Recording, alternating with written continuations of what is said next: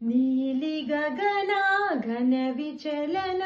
ధరణిజా శ్రీరమణ మధుర వదన నలిన నయన మనవి వినరా రామ రామ చక్కని సీతకి అరచేత గోరింట ఇంత చక్కని చుక్కకి ఇంక ఎవరో మొగుడంట రామ చక్కని సీతకి